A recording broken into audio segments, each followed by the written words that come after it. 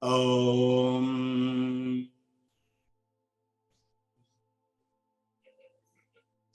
Asato Ma Satgamaya Tamaso Ma Jyotirgamaya Mrityurma Amritam Gamaya.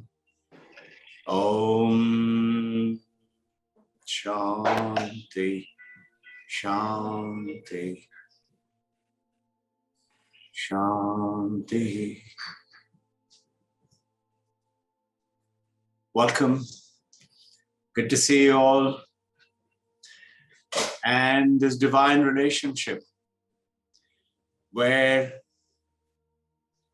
Bodhi is there, but the relationship is because of a higher connection. And that connection is not the body, is not the mind. Though we have to travel through that body and the mind, but it is a spiritual awareness. And what is that? The purpose for which we are all doing together. We don't want suffering. And all religion goes ahead and tells us that, yes, not so directly by, let's say, Buddha's 4 principles. There is suffering, there is a cause for suffering, there is an end to suffering, and there is an answer to suffering. And 8-fold paths, 8-fold paths, very simple principles, doing everything correctly and rightly, in very brief. And this end of suffering is the principles in all the religion. We are taking on today the concepts of, we talked about the great powers of human and the end of suffering. We are still suffering. And often this talk always comes out that if God actually exists and God is our father and the mother, then why should we suffer? Very simple, very good question. And it is the eternal question. Question has been answered again and again and again on this. After all, supposing you are the father or the mother or the grandma or grandpa, you will not do anything to bring suffering to your grandchild or to your children, isn't it? We don't do that. Then why is God apparently making it happen? We say, no, God punished him. God punished us. So the answer through the Advaita and through the other religious practices, you have theistic principles and you have theistic is God is out there and we are here. And God is all powerful, God can do anything, and we are too tiny, small. This is the theistic. You are there and me out here. And that relationship through bhakti is God as the father or God as the mother, we call about divine mother, or God as Sakha, like Arjuna and Krishna, or Vatsalya Bhav, God as my child. And like those, but the basic principle is going ahead with one simple thing, is realizing who we really are. If we really realize this, that I am not this body, I am that Brahman, I'm not this mind, and my existence is to realize that Brahma Tattva, which is within me, is the journey that we are doing. And there is Sankhya philosophy, there is Advaita, there is Dvaita. In the Advaita, which we are combining with the Dvaita of Sankhya philosophy of the Patanjali Yoga Sutras, supreme in the Kriya Yoga, and coupling with the Advaita. In the Advaita, we summarizing the whole concept in very brief. Advaita is not two. Advaita. Dvaita is two. Two is God out there, me out here. Two is separation. Two is I am the body, mind, and my function, my job, my related work. Because I am this body and the mind, you are different. You're separate. So there was a little bit of connection problem, and Divine Mother has sorted it out. And there you and I are here. Just keeping every moment of your life, all the time remember that I am not alone. I keep hearing today, this COVID-19, two things. I keep hearing it. There is no one to take care of me. I am all by myself. Or me and wife, we are alone. Or I am here and a wife is there, who is going to take care? You know, this feeling of separation is just because of the same continuation of the last conversation, what we're doing is because we align ourselves only with the body. And my mind, I am like this, and I have this pain like this, and stuff like that. This is what is the issue. And the second thing, I was very interestingly finding out, you know, the other day, one of our devotee only had a good question. He said, why do I have to do anything? After all, I am very happy right now. I have no problem. I'm blissful. I don't want to do anything. I just want to stay like this. And I want to enjoy this. So please understand this. This could possibly be coming to when we are having good time, you know. And this good time comes in because we have been enjoying karma phala, the results of our past actions. So if you've done a lot of good things, good things are happening right now. But we are also dipping into the bank balance of our karma phala, of the good stuff. If something is happening bad, that is also because we have done bad karma. Now, when I'm enjoying the good things, I tend to forget that there is a supreme reality, and that supreme reality, as per Dvaita, as per Sankhya philosophy, is supreme power, huge. I am alone, I'm small, tiny bit, I'm powerless. I, as a parent, as a grandparent, coming back to the topic as we were talking, I would love to help my son, my grandchild, but I'm powerless. I don't have the power. This feeling of the loss of power comes in because of once again. And going back to the answer of this devotee who was talking, why do I have to do anything? If we do not, then we stay as it is. We will continue to certainly grow, because as per Vedanta, every one of us will grow to become one with God, Brahman, Supreme Divine Mother, eventually. Maybe after 4 million breaths. So the counter argument came about, how do we know birth and death? So now everything is going back to that, you know, it's very simple.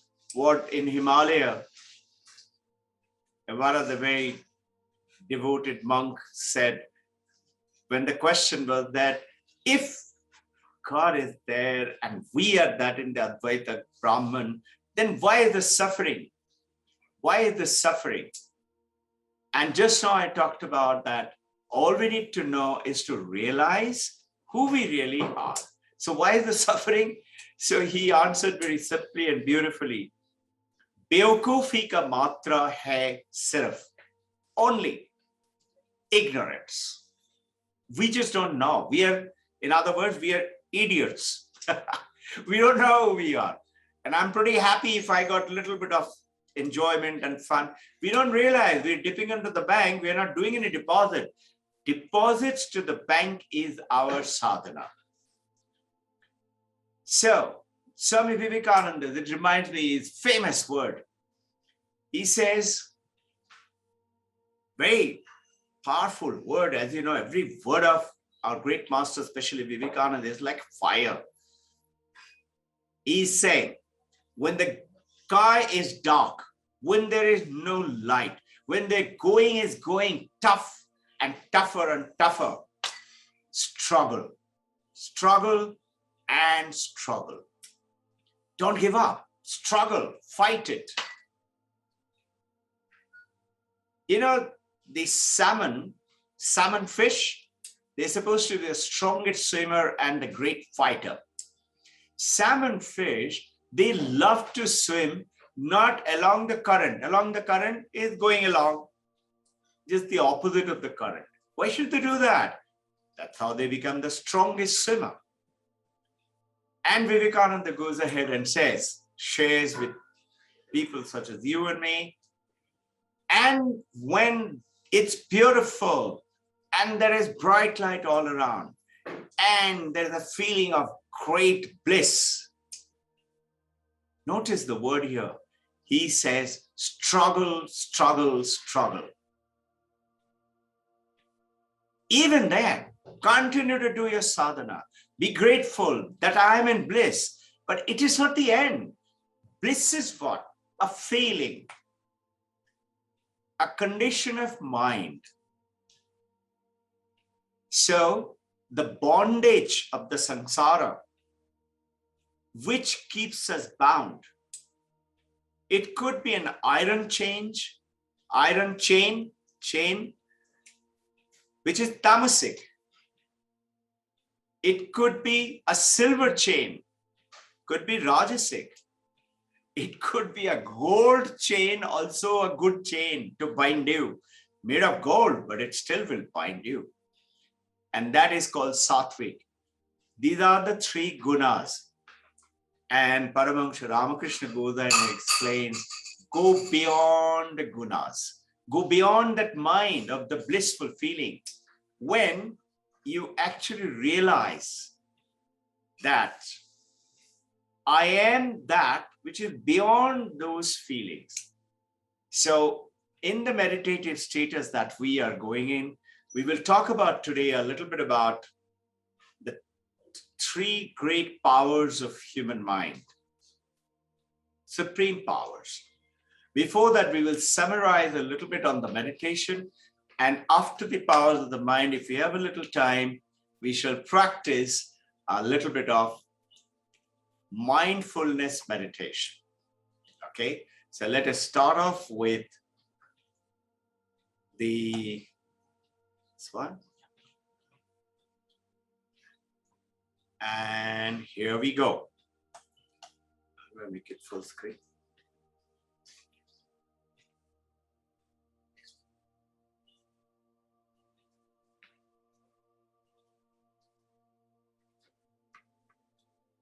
It is full screen. Okay. So these three great powers of mind,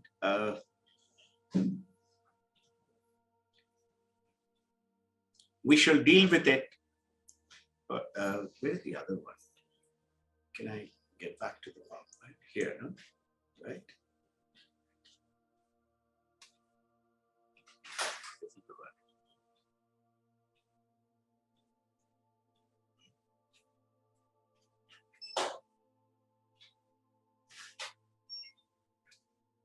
one. Give me a moment, please.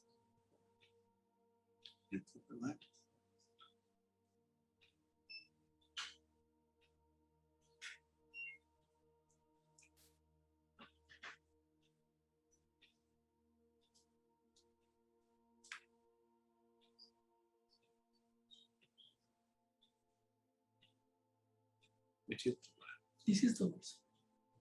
no, it is not just the three great powers of mind. It starts off with something else.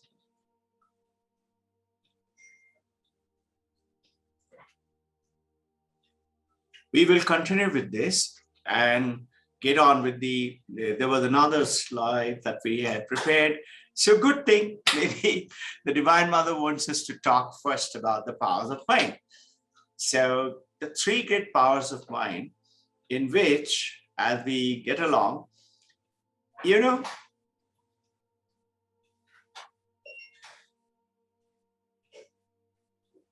in the first part of that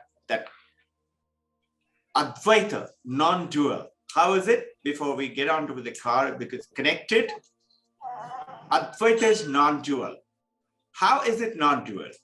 I am experiencing this world all around me because not most people say with my eyes and with my ears, with my five senses, and I make judgment with my mind, and we understand through the brain and intellect and memory.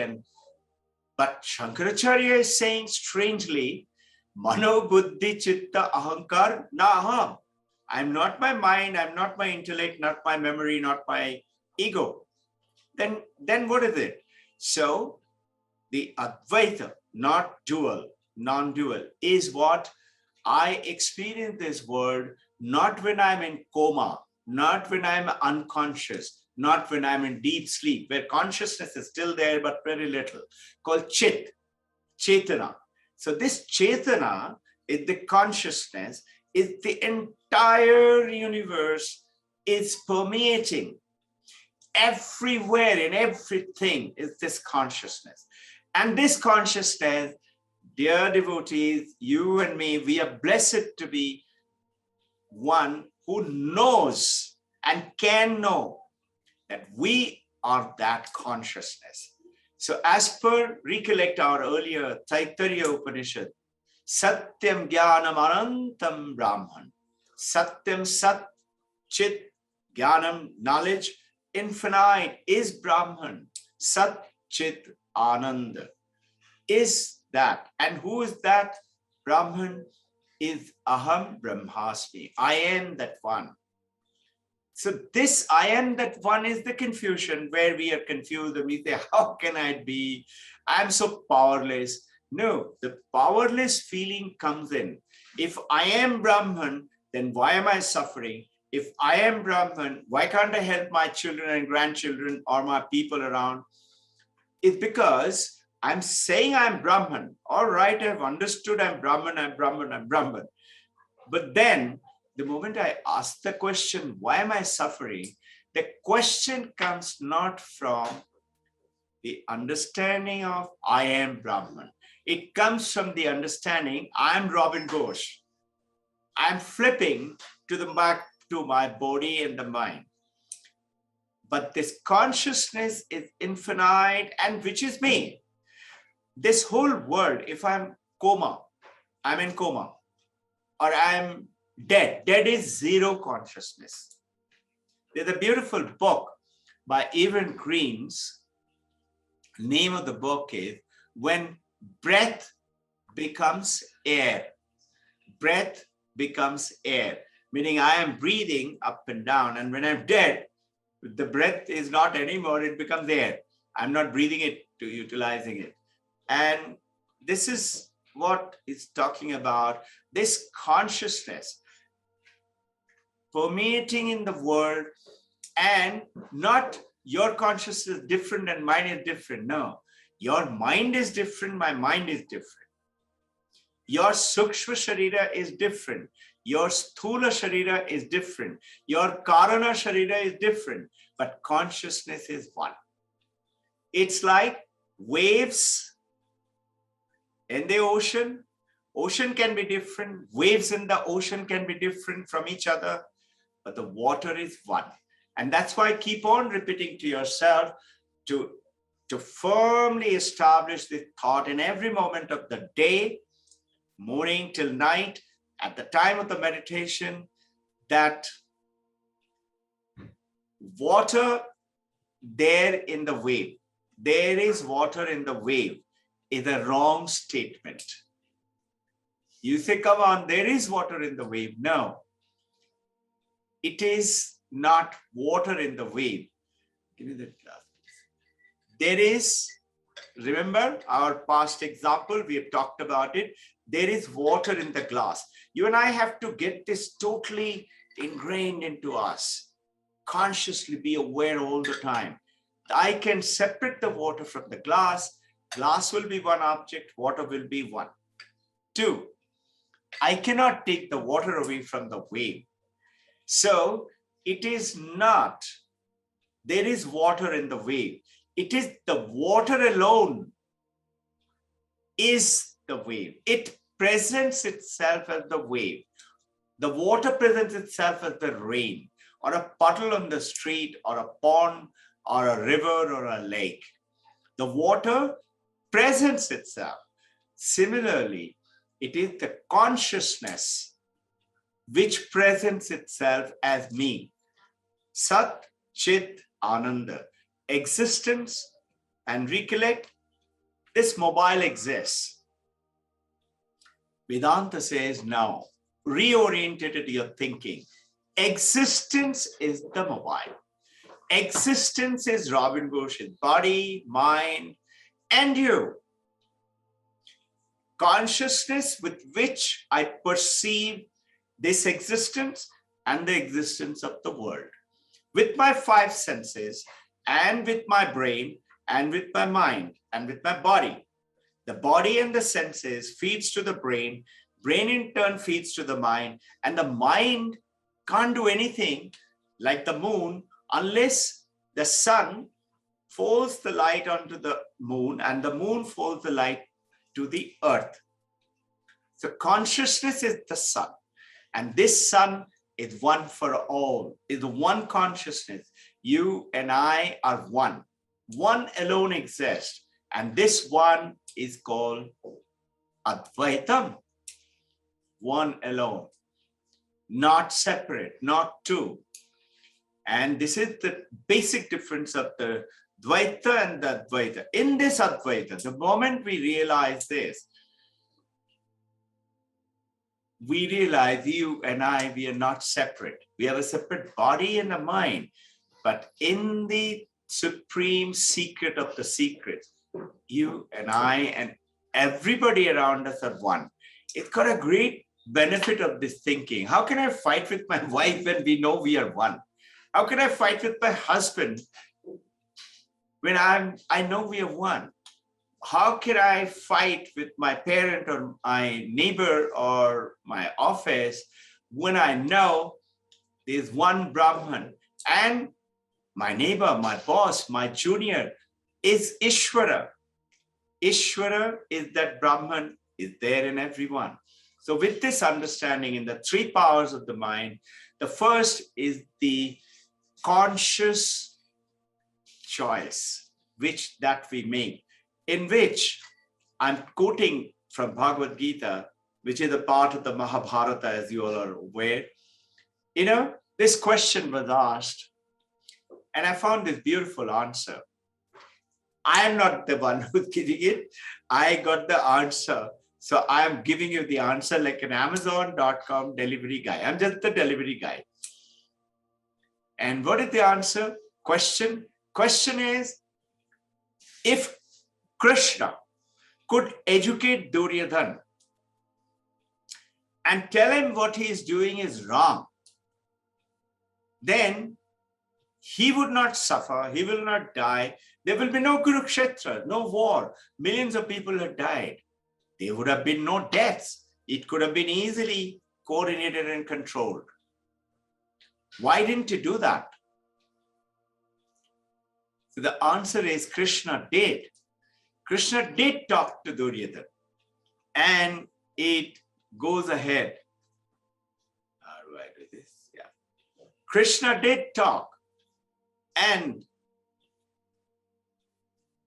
Duryodhana, when he was told that, do you know what you're doing is incorrect.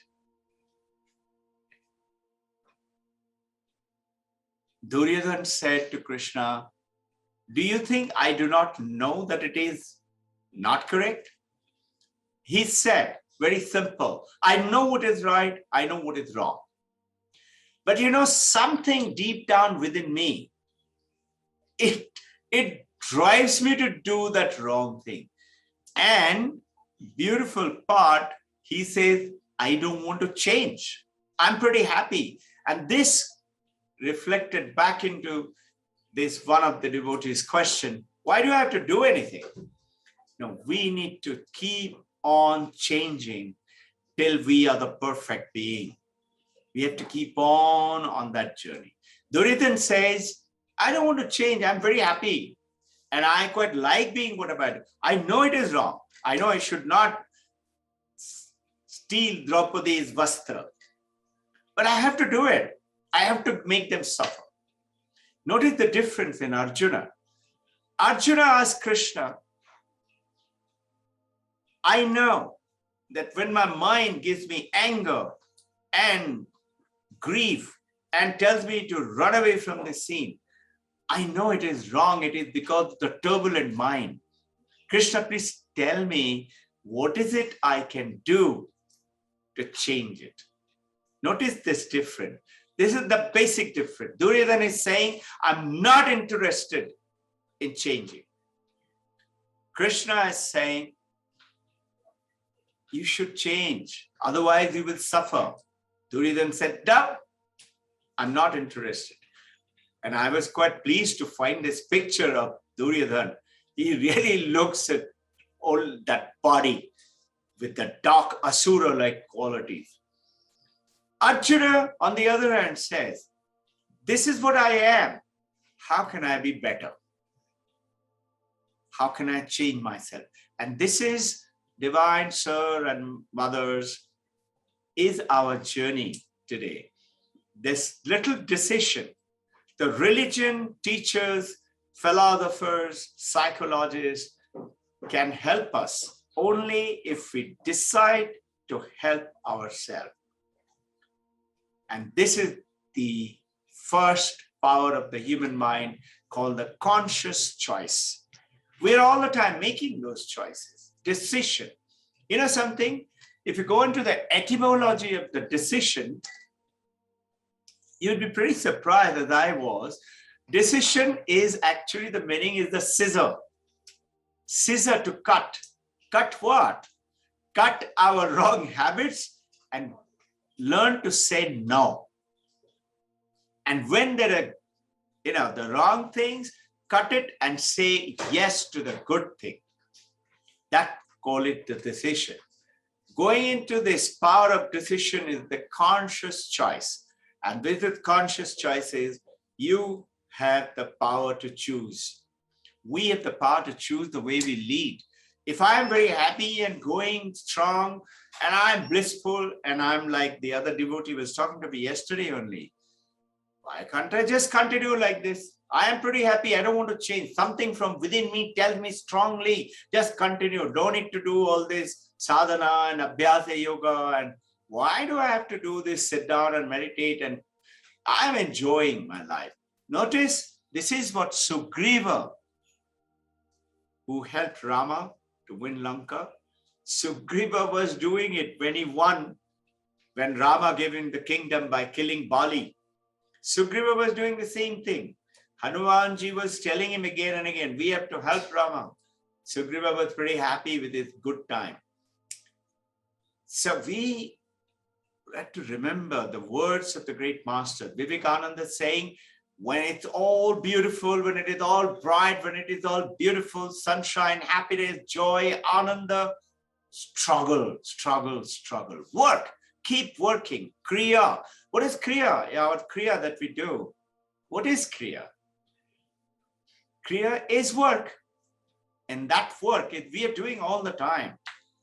We are making that air into our breath. We are breathing in and breathing out. And this is the first choice. Second is the power of focusing, concentration. Daniel Coleman, as Sharada, as I will just call for that book and I will just show it to you. It's a beautiful book. Can I see that focus? And there is a meditation book. Daniel Coleman has written. There's another book by a Canadian author called Rapt, R-A-P-T. How to do this concentrated effort. Focus. Notice the cobra, which is the sign in our Indian Shiva has got a cobra. Why? Power of concentration. Cobra spreads its hood, the hood, it's called the hood, with which it is focused totally. Like when sometimes you notice, we study like this, we sit down like that, focusing, cutting away all the distractions. This power of concentration, our human mind is so powerful. We're not utilizing it. Why? Same thing, we don't want to work. We are pretty happy just being on the surface. Huge ocean of mind with infinite power, with all the jewels and the diamonds are all there at the bottom and somewhere else in the ocean. We are in the surface. We are pretty happy playing around. We have to dive down deep. And this is where the meditation comes in. What are the meditation doing? Is removing that turbulence. Imagine I'm holding a bowl of water in a bowl, but it is filled to the brim. Notice how still do I have to be. This is the book, Focus, Daniel Coleman. It's a beautiful book. I would like to introduce to you this book. This book is written by one of the monk of the Ramakrishna order. He is no more, but he did a fantastic work in New York in spreading Vedanta in the world around. He was in Adishwarananda. This meditation and the Vedantic principles and practices. It's a fantastic book. If you all can lay on it and study your mind, study the great books of the great masters. It's beautifully written down. Only on Omkar it is writing pages after pages. And they all come into this specialized process. So what is it now? In the power of the concentration, examples have been there. Let's take Paramahansa Yogananda with Yukteswar Giri in his building in Rishira near Sri Rampur, near Calcutta. I've been lucky to go down there and been to that place. Small rooms in which he's sitting upstairs and wanting to meditate. Concentration is not there. Thousands of thoughts are coming. And his guru, Sri Yukteswar Giri, is sweeping the floor below till the gate. He calls out, Mukunda, come down and help me in sweeping. And Mukunda is writing it in the autobiography. Doesn't he know I am meditating? How can he disturb me? I'm not going. And he continues to sit. And Sri Yukteswar Giri, just see, from there, he knows what is happening in his mind. This is the power of the great yogis. When you and I, you will be surprised, very soon you will get it. But don't lean on the powers, leave them, use it only for the welfare of other people. You will come to know many things. The moment you look at a person, you will know what they're thinking. Actually, you will know word to word. You will know at any time what is the time, exact time to a minute. These are very simple powers, very simple. At one moment, you can send a message across the ocean to somebody else. And tring, will come a call. You will be surprised. Wow, I was just thinking of you. Nobody remembered my birthday, my anniversary, and you're calling me up. So, but these are very simple things. Leave them aside, diving down deep within. This concentration, Swami Vivekananda, once he was reading Encyclopedia Britannica, 11th volume, Those days it is to be 32 plus 1, which is to be dictionary and you know, concise, the 33rd volume. His disciple, Sharat Chandra, walks in and sees Vivekananda reading encyclopedia. He said, Gurudev, I wish there could be some people who could read all these books and know everything in the encyclopedia. Vivekananda says, why do you say so? I have finished 11 volumes. You can ask me any question. And you know, it goes on the record that Sharat Chandra didn't accept it as Guru's word and must be correct. He challenged him. He actually opened up several volumes till that 11th volume and asked questions. And Vivekananda answered accurately. Vivekananda had never played golf. In America, once his friend's disciple said, come on, I'll show you what is golf. And they were playing and said, this is what you do. This is how I hit. And it was a par 3. Par 3 means in 3 strokes, if you put the ball into the hole is very small, just about 2 inches wide. Then you get a fantastic score called at par. I used to be a pretty good golfer. Won many awards in this Pune. And this is totally gone now. Don't feel like going there. But I was just recollecting, Vivekananda was asked, this is how you hold the club, this is how you swing, and you strike the ball here. He's never played. And he struck the ball, and the 3 stroke, he parred it in 1 stroke. It's called eagle. How? He was asked, how did you do it? He said, this is power of concentration. After I struck the ball, I guided my muscles, I guided the ball to that hole. There's that little flag over there on the ground to say this is where the hole is. The ball went into the hole. You know, he was walking down the Chicago Bridge, 1893, September month.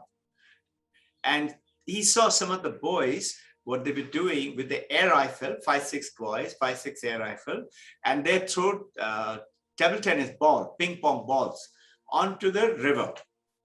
And the ball is naturally, because the wave is bouncing, and said, let's hit them. And nobody could hit those boys. And Swamiji was standing and watching. And those boys were looking at, he was strangely dressed with a turban, pagdi. And Swamiji said, can I try one? Those boys naturally smoked and all that. Who's this funnily dressed? And they said, sure, go ahead. Have you ever shot one? He said, no. He said, please tell me, how do I shoot? So they showed him, this is the backside U, this is the foresight knob, and you align the backside to the foresight and the target. And you know what? He shot 3-4 times and 3-4 balls. As soon as you hit the ball, it got a hole in it, so it sinks. Then you know you have hit the ball. I have done that just for knowing it, what Vivekananda went through it. It's very difficult, but you have to practice. I used to be a pretty good shot, so I could do it. He did it without any practice. And when he was asked by his disciples, the boys were actually agog, and he said, my God, how did you do it? Vivekananda says, power of mind, focus. And this is the focus I'm talking about. This focus is the power of concentration. Is the second power. And the third power is beautiful. Third great power of the human mind is, surprise, selflessness. Not selfishness, selflessness. Give. And selflessness comes only with the power of giving. The beautiful words, if you want anything in your life, you need to give it first. The power of conscious choice, power of concentration, and power of selflessness. And it goes on to say, you know, this is the beautiful Atmana Mokshartha Jagat Hitaya Cha. Atmana Mokshartha Jagat Hitaya Cha. What does this mean? How do I do this? Okay. It means spend your life for self-liberation, Atmana Mokshartha, and Jagat Hitacha. So you might ask this question, why and? And this is, by the way, written down by Vivekananda. It is the moral of the Ramakrishna mission and for everyone who likes to follow the spiritual path. Self-liberation, number one, and Jagat Hitacha, help everyone. And everyone is who? As we talked about the first principle, we are not separate, we are one. That oneness, look at everyone and help them. Help them with the knowledge, help them with the light, help them with the money, help them with a smile. You don't have to have money to give it to them. You can give them a little note if they're educated people, help them to study, help them to learn, help them to have a happy smile, help them to have a happy time. Everybody wants something, give them. You know something beautiful I was just reading? Jesus Christ was asked, amongst all the commandments, besides the 10 commandments, the 500 others, which is the most powerful one? Jesus Christ says, love God with all thy heart. And you know, beautifully he says, and love thy neighbor. It could have been Jesus, it could have been Vivekananda also. Either do it only Atmana Mokshartha, only that is only self-liberation, I want to be liberated. Or he could have also say only work for the people. Selflessness, help NGOs and the people. But he said no, Atmana Mokshartha, self-liberation.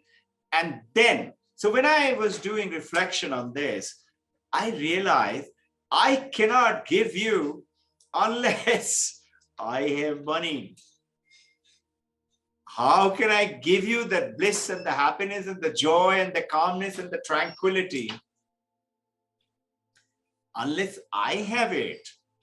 I can't give my nafrat and hatred and anger and jealousy and greed and once in a while greatness of mind and smile and ha ha ha and he.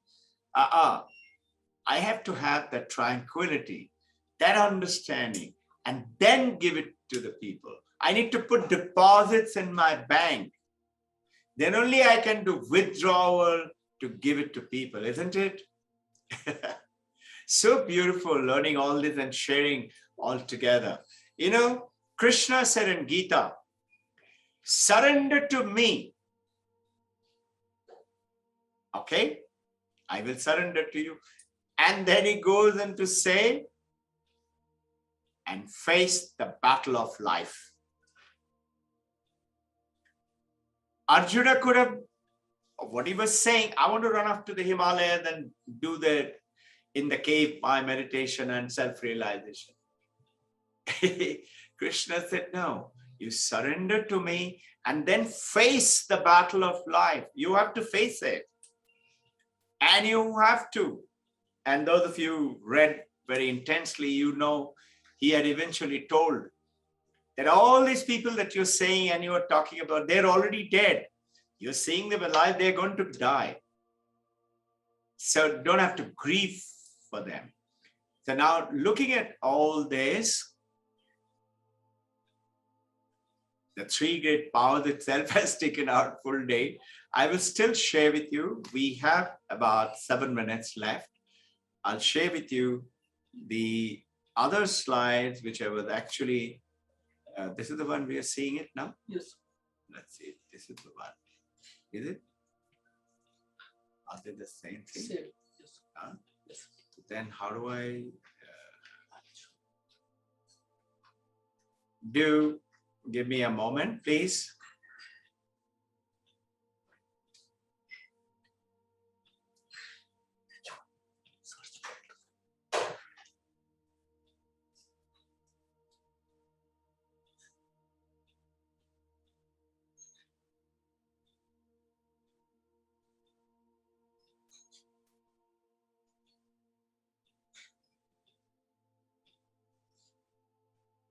Just a moment. I think this is the one. Yeah, not bad.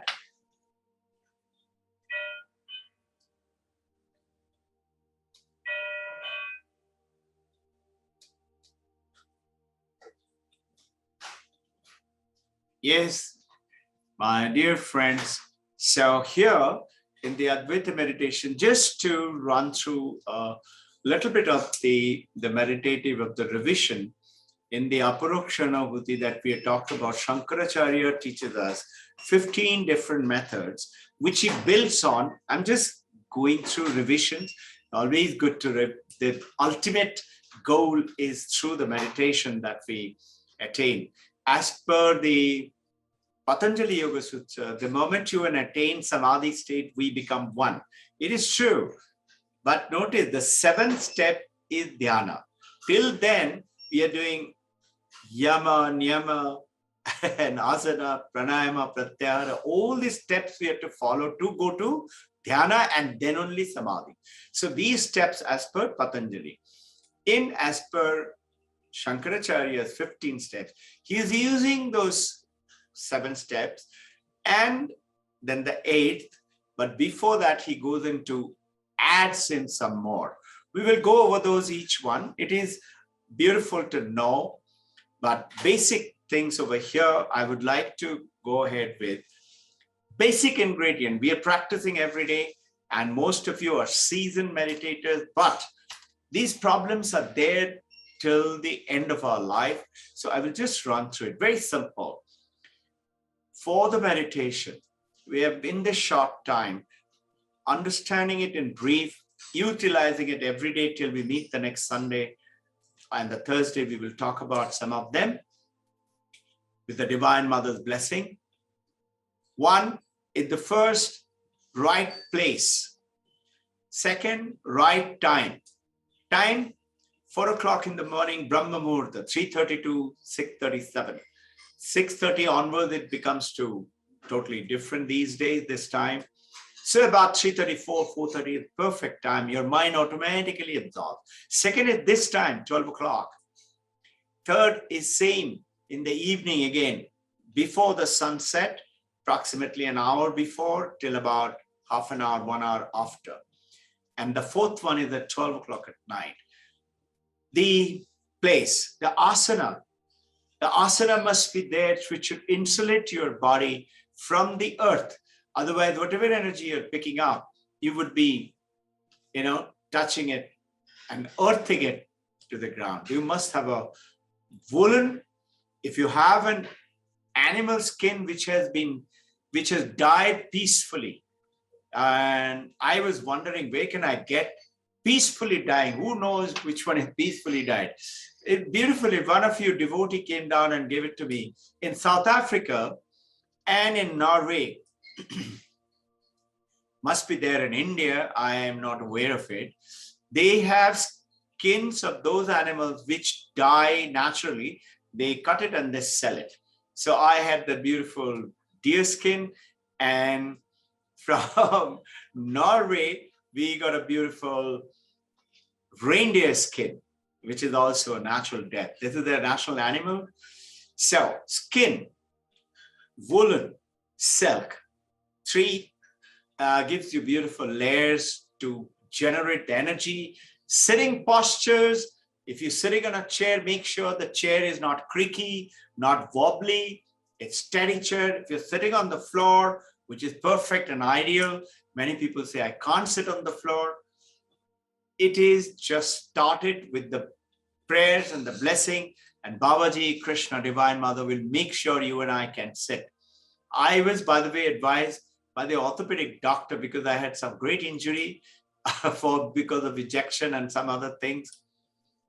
You should never sit cross-legged, otherwise you'll be bedridden. Serious warning. I said, sir, I would rather die than not sit for meditation. And look at it. And he just smiled these days. When I say, what happened?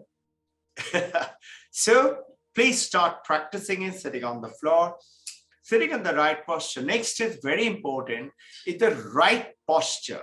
It is not rigid. It is not tightening and stiffening your muscle. Sukha, it should be pleasant sitting.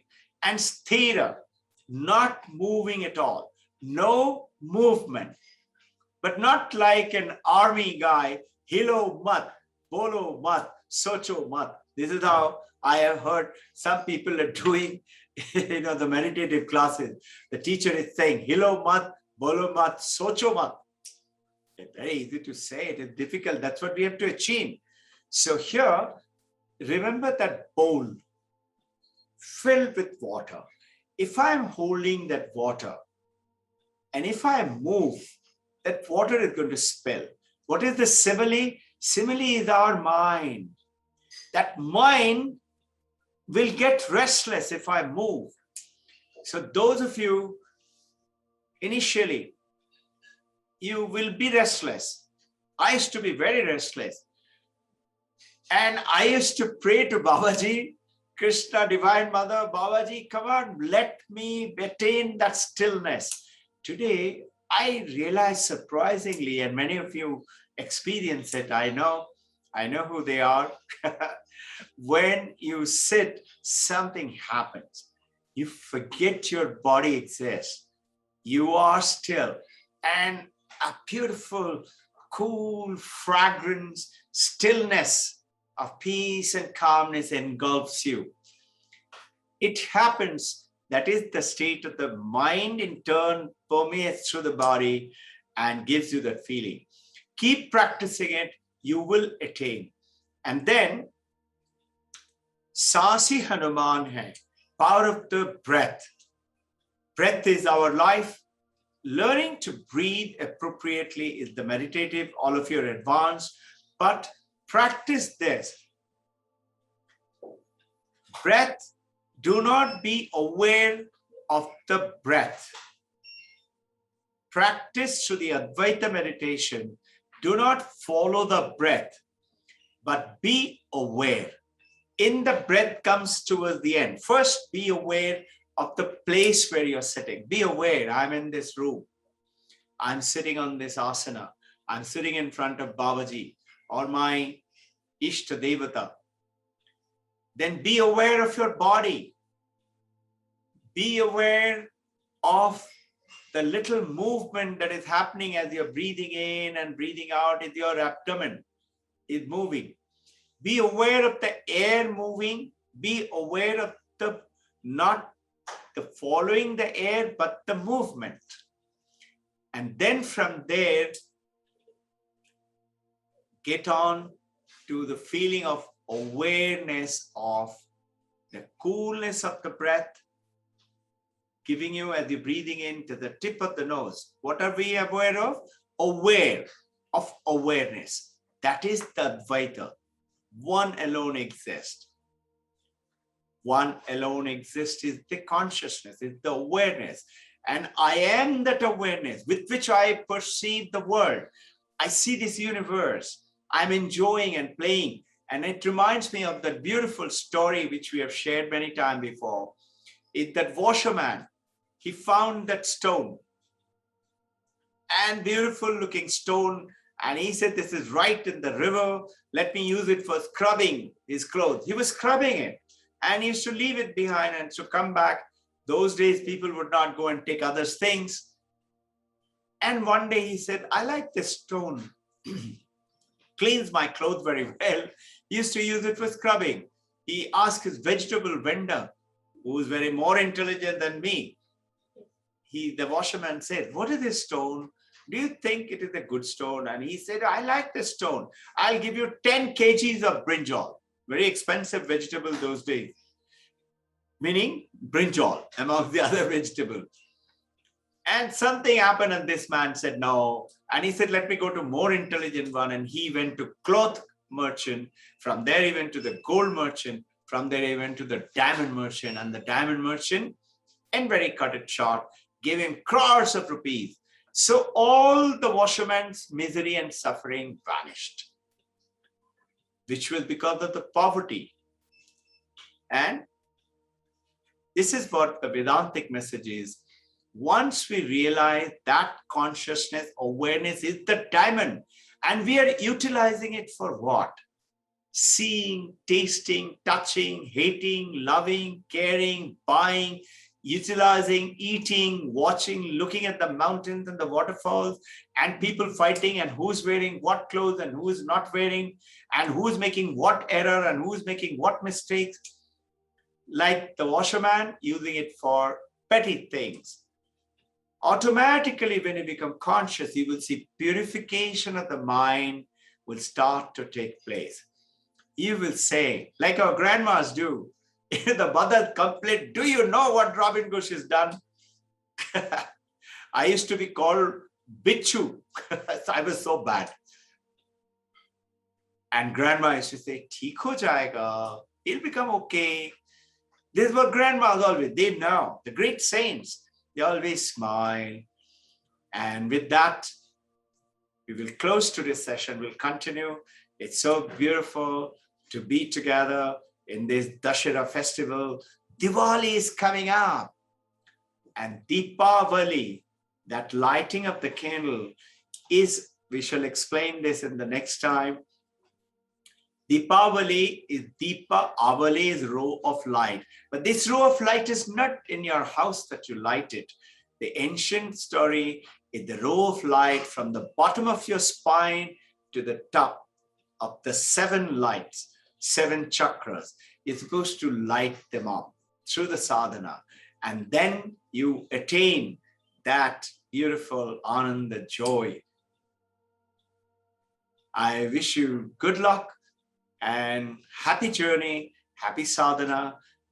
Go ahead and show that selflessness helps someone.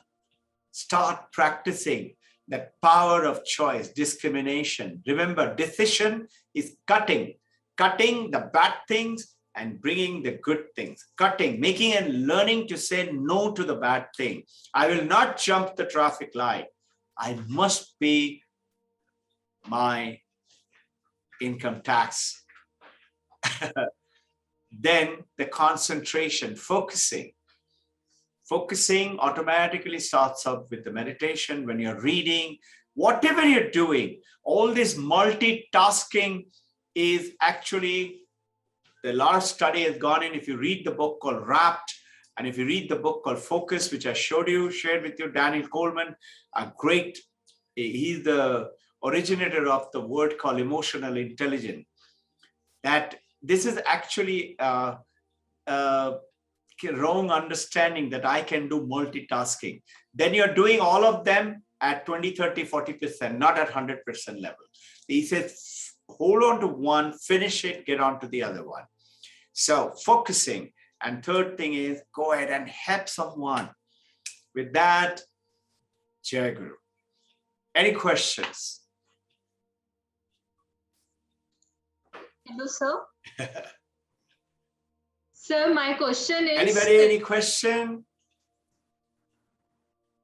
Sir, my question... Thank you very much. Let's close it today's session with a small prayer. Om.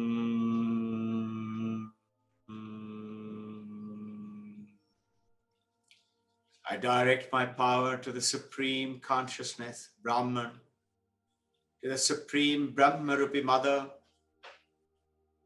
Krishna, Brahma, Vishnu, Maheshwara, Kalpa Yogi, Mahavatar, Babaji, the Deathless Master, to hold our hand, to guide us, to protect us, take us from darkness of ignorance, from unreal to real, from death to immortality, realizing we are not this body, not this mind, not this. We are the eternal consciousness, awareness. This is what is our journey. We pray to our Guru Devas to bless us that we attain oneness with Brahman in this life alone. Paramahansa Yogananda Sri Yukteswar Giri Lahari Mahasaya. May we attain their blessing, their supreme yogic power for us to learn to be still and work through the power of yoga. We pray the Swami Sri Vivekananda Karma Yogi, learn through the true power of the karma Sri Sri Holy Mother, Mother Sharada, Paramahamsa Ramakrishna, to bless us all, that we attain to the 4 yogas, Bhakti Yoga, Raja Yoga through the meditation, Karma Yoga through the work, selfless work, Atmana Mokshata, Jagat Hitaya, and through Jnana Yoga, through knowingness, knowing what is right, what is wrong, knowing who we really are. The moment we do that, our mind becomes from restless to restful, calm, and then we can see right to the bottom of the lake. The bottom of the lake is who we really are, assimilate ourself, our Atman. My salutation and pranam to the Brahman in you. May you be protected by the supreme power of the Brahman, by Divine Mother, Krishna, Babaji, and Gurudevas. Jai Guru. Om Shanti, Shanti, Shanti.